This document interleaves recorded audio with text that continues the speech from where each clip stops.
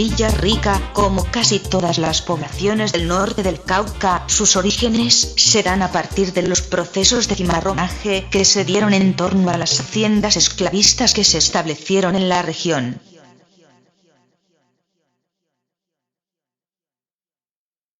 Es muy fácil identificar aquellas que fueron el fortín económico de los empresarios que se establecieron en el valle del río Cauca con el propósito de hacer fortuna a través de la explotación inhumana de personas, que inicialmente fueron los indígenas que encontraron en estas tierras y posteriormente por el casi exterminio de estos comenzaron el mercadeo e importación de africanos.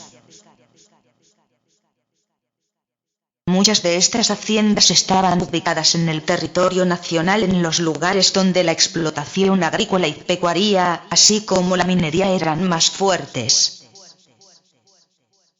Dentro de estas haciendas en la región norte caucana encontramos la hacienda de Japio, la hacienda de la Bolsa, la hacienda Perico Negro entre otras. La hacienda La Bolsa en la historia del norte del Cauca y del suroccidente colombiano es un punto de referencia muy importante al momento de identificar las fuentes que generaron y mantuvieron la riqueza de muchos hacendados y ricos de la región y en especial de Popayán. El surgimiento de una élite que aún hoy mantiene la hegemonía, no solo económica, sino también política de la región, procuró la gestión de procesos de esclavización y legislación que les garantizara recibir los dividendos de los empeños que estos hicieron para imponer un sistema inequitativo que les permitiera alcanzar lo que hoy ostentan.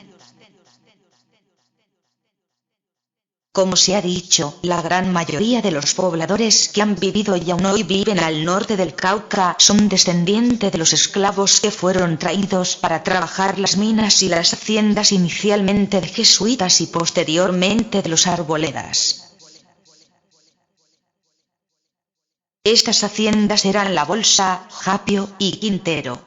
Unas minas de oro estaban en la loma arriba de Caloto y Santander de Quilichao.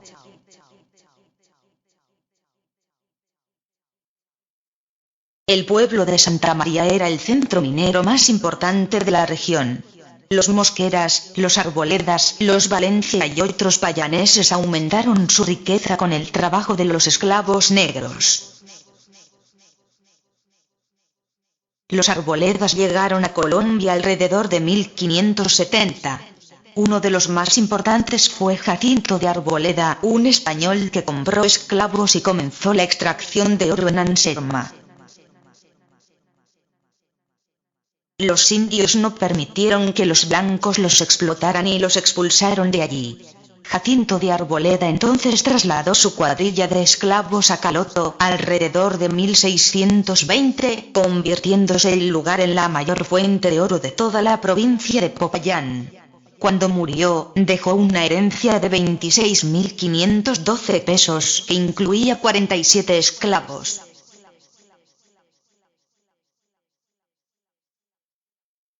En 1618, los Arboledas compraron la hacienda La Bolsa. El capitán Francisco Arboleda Salazar la compró en 60.660 pesos. Era una tierra estancia de ganado mayor y una estancia muerta en las vegas del Palo, entre las quebradas de Quintero y la bodega por lo ancho y a lo largo del río Cauca hacia la sierra.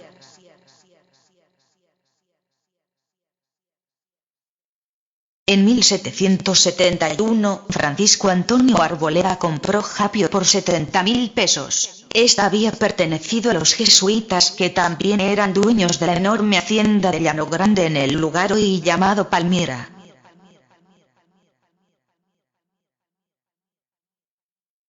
Los jesuitas criaban ganado que vendían en lugares tan lejanos como Quito. Además, cultivaban caña y tenían allí muchos esclavos. Cuando Francisco Antonio Arboleda compró Japio, ésta tenía alrededor de 120 esclavos. Las haciendas de Japio y La Bolsa abastecían de mano de obra a las minas de los Arboledas. Así, esta familia combinaba la explotación agrícola con su imperio minero que se extendía hasta el Chocó y la costa pacífica del departamento del Cauca, donde tenían más esclavos.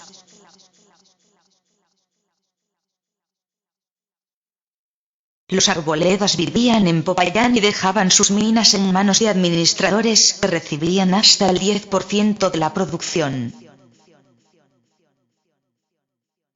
En cuanto a las haciendas de la región, en 1774 Japio tenía 127 esclavos, en su mayor parte empleados en el cultivo de 22 hectáreas de caña para hacer miel. Tenía un trapiche de madera, 24 palas y 4 machetes.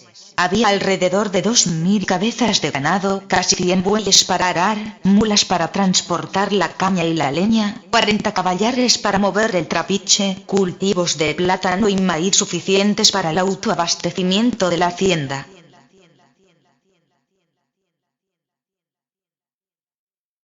Los esclavos tenían pequeños terrenos para el cultivo de sus alimentos, práctica conveniente para los arboledas y así evitaban el costo de alimentarlos. De estos 127 esclavos, solo 50 estaban en condiciones de trabajar, los demás estaban muy enfermos o por su edad no podían hacerlo. Este grupo de 50 estaba compuesto por hombres, mujeres y niños mayores de 12 años. En 1843, los esclavos de Japio y La Bolsa se unieron al ejército de José María Obando, que avanzaba por Colombia Occidental con la promesa de dar libertad a los esclavos, y saquearon las haciendas.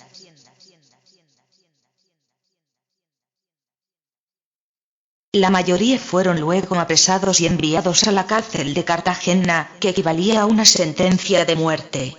Julio Arboleda, que en ese entonces era dueño de La Bolsa y tenía minas en Timbiquí en la costa pacífica, entre furioso y asustado, vendió 99 esclavos adultos y 113 esclavos niños por 31.410 pesos en el Perú, donde la esclavitud todavía era y la demanda alta.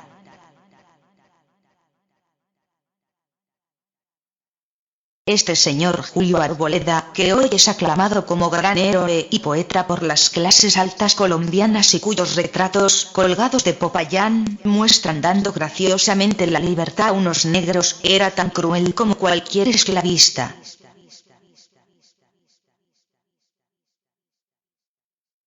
La venta de tan gran número de esclavos, justo antes de la abolición, su separación de la tierra que conocían y de la gente con quienes vivían, solo para obtener pingües ganancias, es un ejemplo entre muchos de su actitud social y muchas otras verdades deben ser aclaradas al pueblo colombiano, que ha sido alienado por las mentiras de sus descendientes blancos de las clases gobernantes.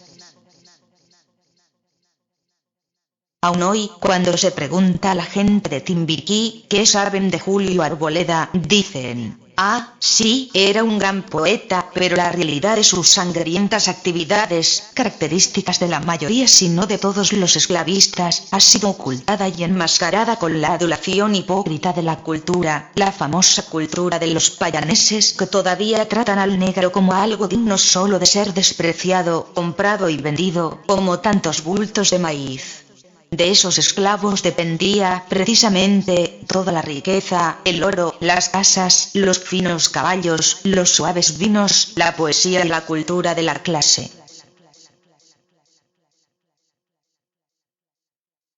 Los grandes esclavistas, como los Arboleda y los Mosquera, resistieron la abolición tanto tiempo como les fue posible. Julio Arboleda vendió muchos de sus esclavos antes de dejarlos libres en el momento de la liberación. Los Arboleda ayudaron a dirigir una rebelión de los oligarcas contra el gobierno en un intento, sin éxito, por mantener sus esclavos.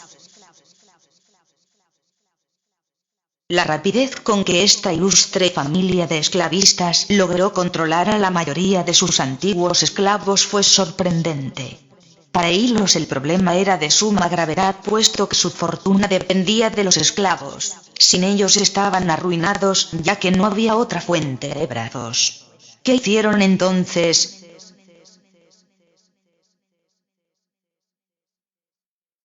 Pero los Arboleda, a diferencia de Joaquín Mosquera, estaban determinados a no ceder tan fácilmente. No querían arrendar sus tierras a sus antiguos esclavos, lo que querían eran jornaleros para mantener sus haciendas trabajando tan bien como antes. El problema era que había demasiada tierra. Japio, La, Bolsa y Quintero cubrían la mayor parte de la tierra fértil del valle, donde sus antiguos esclavos podían esconderse.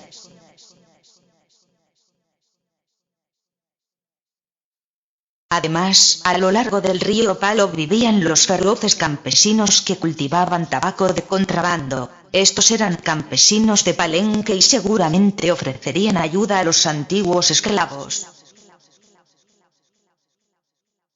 Los Arboleda trataron de sobornar a estos para que volvieran a trabajar para ellos, ofreciéndoles pequeñas tierras a cambio de herraje, que es un pago de arrendamiento de la tierra en especie o trabajo.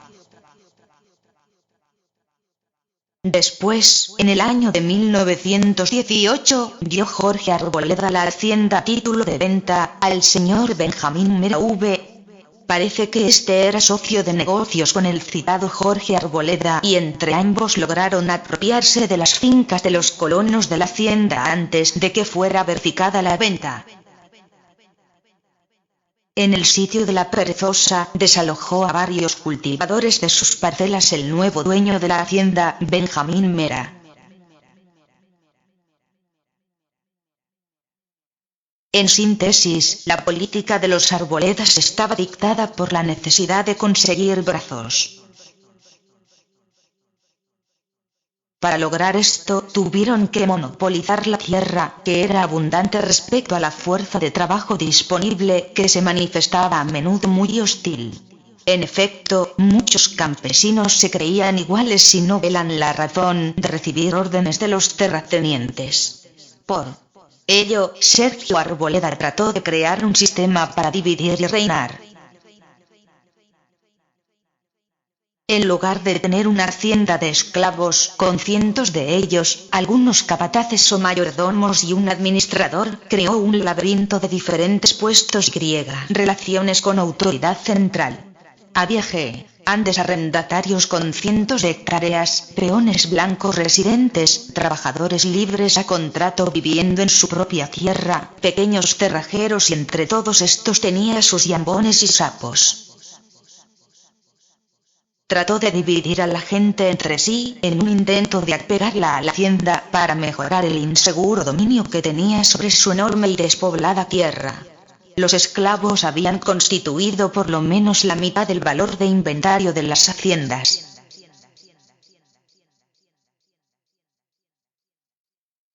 El costo de la mano de obra representaba ahora la mitad del costo de mantenimiento de la hacienda, unos 50 pesos anuales.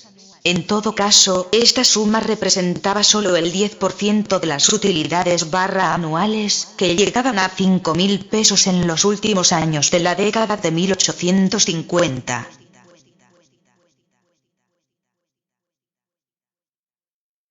Aún hoy se conservan los vestigios de lo que no se ha podido eliminar de lo que fue la hacienda La Bolsa. Otras como Japio se reconocen como patrimonios culturales, pero no su historia, ya que ello implicaría el reconocer las atrocidades cometidas desde este lugar y darle el reconocimiento debido a aquellos que fueron sometidos y maltratados y eliminados por las estrategias de sus dueños para su esclavización.